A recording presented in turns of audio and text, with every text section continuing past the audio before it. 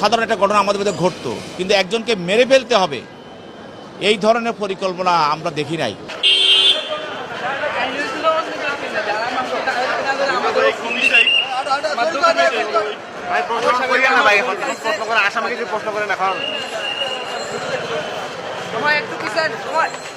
আপনারা সবাই দেখেছেন যে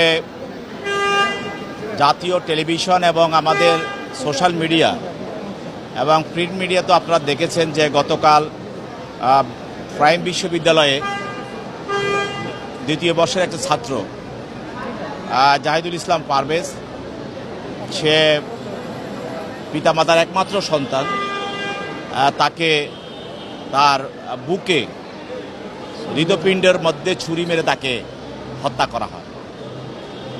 যমুনা ইলেকট্রনিক্স ঈদে ডাবল খুশি অফার সিজন 3, যে কোনো পণ্য কিনলেই পাচ্ছেন নিশ্চিত ঈদ উপহার।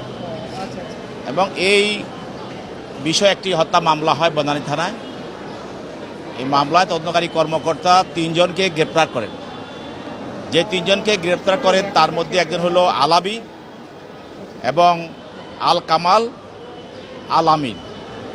এর 3 জনে কেউই কিন্তু ওই বিশ্ববিদ্যালয়ের ছাত্র না, কিন্তু 3 জনকে এই সিসিটিভিতে এবং বিভিন্ন তদন্তকারী কর্মকর্তা বিভিন্ন ডিভাইস এবং কনভারসেশনে তাদেরকে পাওয়া যায়। এই মামলার যে মূল আসামি মাহাতি এবং মেহরাজ এবং পিয়াস, এদের সঙ্গে এরা বনানী বিদ্যানিকেতন হাই স্কুলে লেখাপড়া করত, কিন্তু এদেরকে পরবর্তীতে ডেকে নিয়ে আসা হয় এবং আরও অনেককে এভাবে ডেকে নিয়ে আসা হয়।